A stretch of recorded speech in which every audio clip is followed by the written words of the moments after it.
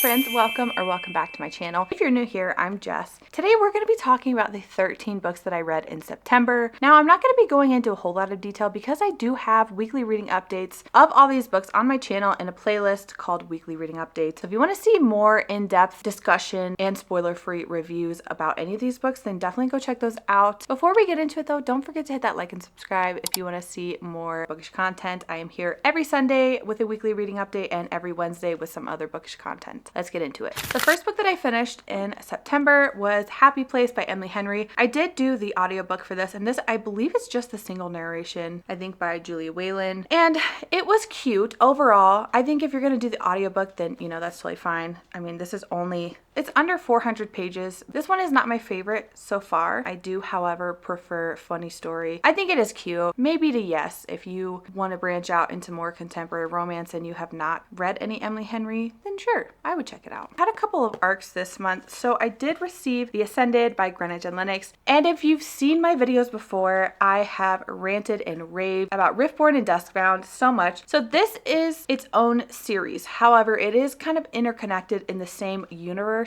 as the Esprithian trilogy. I can go into more detail about that if any of you are curious, but this is incredible. Also, it is a chunky book. Okay, this is just shy of 800 pages. Yeah, but it does not read like that. Okay, this is fast-paced, this is action-packed, and I am obsessed with this. I absolutely think that this is worth your time. I do think that you should read Riftborn and Duskbound first and then get into this one, but it is so good. There's very unique magic system, there's gods, there's high stakes games and trials. This is an incredible time. I also ended up listening to Yours Truly by Abby Jimenez. I loved this so much. I really truly love this so much. Something about Abby Jimenez writing and the way that she writes a man, I was absolutely obsessed with Jacob in this. Very, very strong mental health rep, which I loved because our boy is anxious, has anxiety rolling through his body, and guess what? Me too. So I truly love this so much. The romance in this is just so top tier perfection. I truly love Abby Jimenez's books. I've only read A Part of Your World and now this one, and I've loved both so far. So I definitely need to further myself into some more of her books because I was thoroughly impressed and loved every second of this one. Yeah, it's absolutely worth your time. Next up, I read Of the Stars and Sea by Brianna Remus. This is like a pirate romantasy, and while I did enjoy it, I did find the world building and like the lore into the magic system itself to be lacking. I thought it was good. It's labeled also as enemies to lovers, and it's not. And it's not really. No, not really. Would I recommend? Maybe for the vibes. I mean, it was a fun, silly, goofy time. The ending kind of fell flat for me a little bit as well, but overall, I mean, I think it's good. I probably would continue the series when the next book comes out. It is entertaining enough to see where the rest of the storyline goes. Next up, I read The Silversmith by L.J. Claren.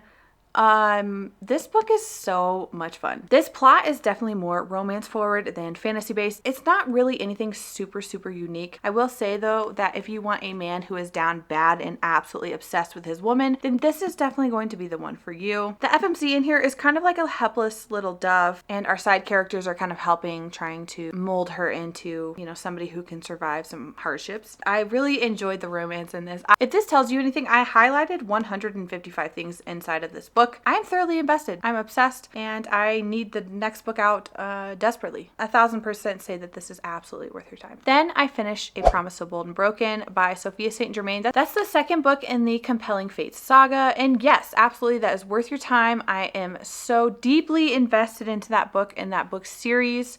It will be complete by the end of this year, I believe. The fourth book is set to come out, I think, in either November or December. And I really enjoyed this. I think that it stands out enough inside this overwhelming sea of romantasy. And I love it. I love it so much. Obviously not going to say too much because it is book 2 in a series. But the first book was absolutely incredible. Lots of politics, very back and forth of who is the actual MMC, who is the love interest. And you get to see more of that in book 2 and how that unfolds. And and I love it. Absolutely worth your time. Then I ended up listening to Crossroads by Devney Perry and Sunlight also. That is the Haven River Ranch series. It's just a duology, but I really enjoyed these. I will say I do prefer the Eden series more. However, I still thoroughly enjoyed both of these. So these follow both of the Haven brothers. Crossroads follows Wes and Sunlight follows Jax, and our FMCs are both from out of town. The first one is kind of more of like a second chance romance. And Sunlight, I will say, I'm not going to say what the trope is, but if you are curious, I believe she does have it up on her website, and it does say it in the blurb on like Goodreads or whatever, but it does have a, unpopular trope in it, so it doesn't bother me. I enjoyed it. I love both of them. They are both dual narrated, and unfortunately they are only on Audible,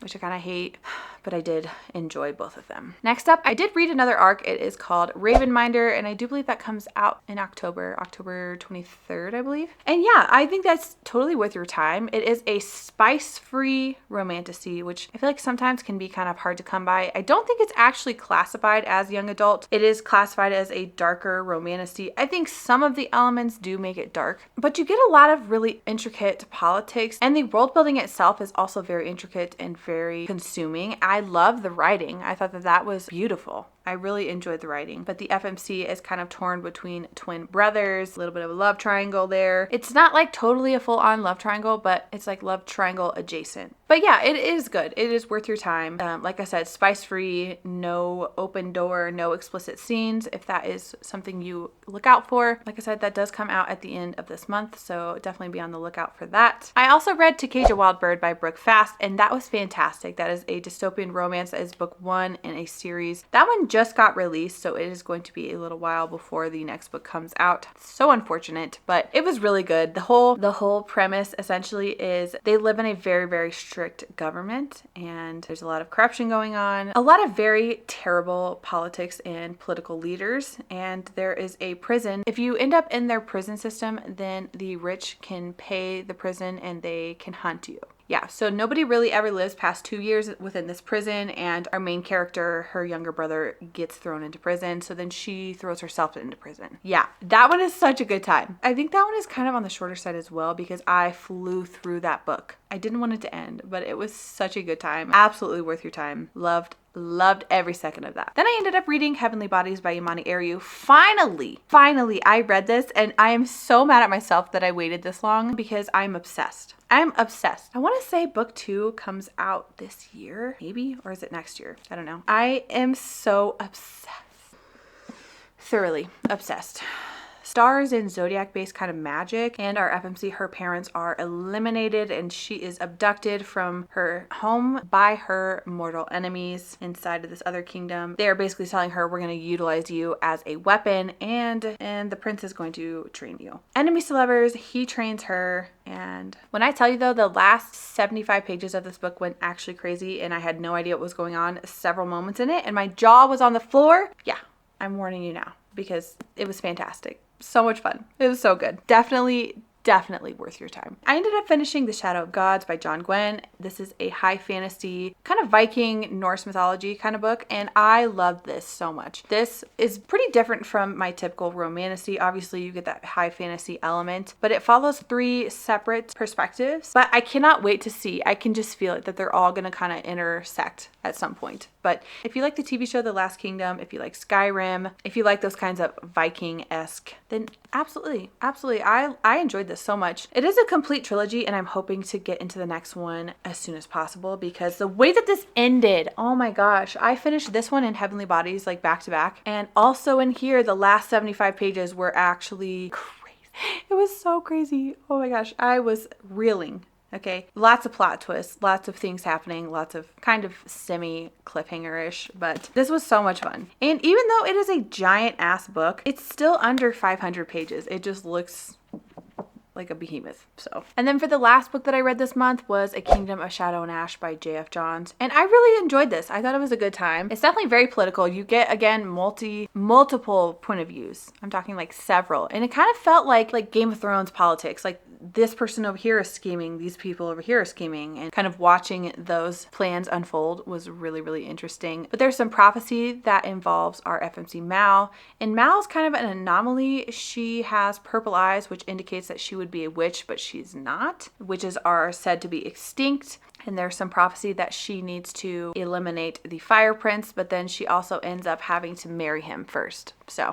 And it's really good. The politics was really good, and it's really interesting. You also get like other little side stories and side romance, and I could really see myself enjoying the series as a whole. So yeah, I definitely think it is worth your time. If you've read any of these, or if you have any other suggestions for me to read, definitely let me know in the comments below. Otherwise, thank you so much for watching. I hope you have a wonderful reading month wherever you are, and until next time.